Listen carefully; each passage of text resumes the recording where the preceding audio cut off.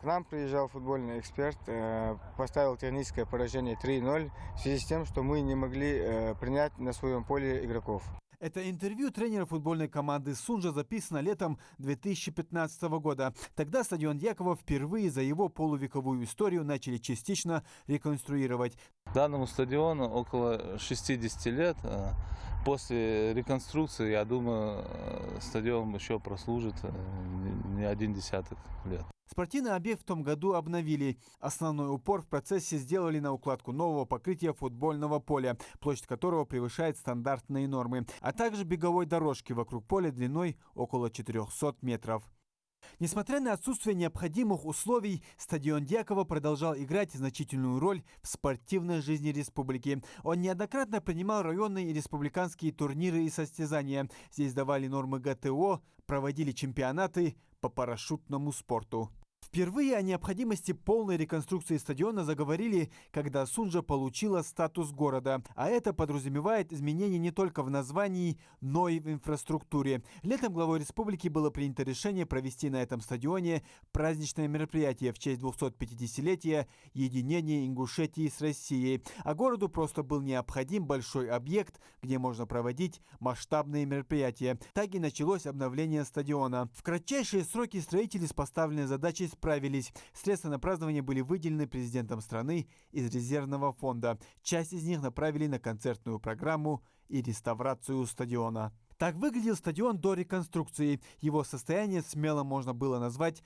плачевным. После последнего ремонта минул не один год. За это время обветшали как трибуны, так и административный блок. А сейчас изменилось практически все. От старого спортивного объекта осталось разве что общее очертание. За ходом реконструкции, кроме местных жителей, следили и власти региона. А глава Ингушетии Махмуд Али Калиматов лично контролировал ход работ, посещал объект, давал распоряжения по некоторым моментам. Значит, инвесторам тоже надо помогать. Вы сюда берите Криву, чтобы она там не нанимали там какого-то дизайнера, а пусть придет и поработает здесь. Самое главное, чтобы она качественно была сделана. На объекте после ремонта уложили дренаж для отвода дождевой воды, отремонтировали нижнюю часть стадиона, где появилась универсальная спортплощадка с 2 легкоатлетическими дорожками, а также полем для игры в мини-футбол и баскетбол. Дополнительно по поручению Махмуда Али Калиматова на стадионе предусмотрели площадку для стрельбы из лука, увеличили количество мест для зрителей с использованием сборно-разборной трибуны до 3500 мест. Возьми проект, посмотри там, где дренаж. А то сейчас у тебя окажется для дренажа. Дренаж, это то, что изначально с поля Хабича автомобильной системы. Мы водоотвод делаем, вот как раньше здесь было запланировано. Мы просто меняем сейчас покрытие, отметки остаются те же.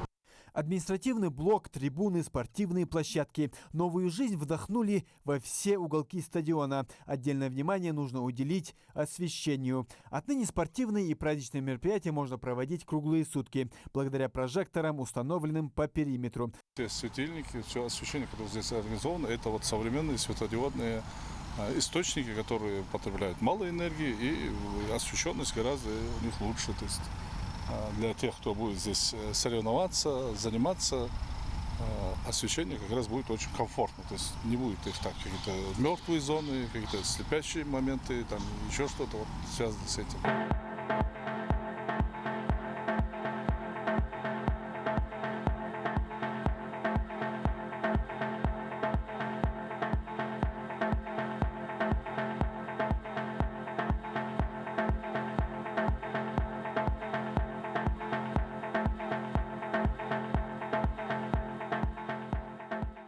Как и планировалось, 10 октября на территории стадиона провели основные праздничные мероприятия к 250-летию единения Ингушетии с Россией. В нем приняли участие почетные гости, а также звезды российской эстрады.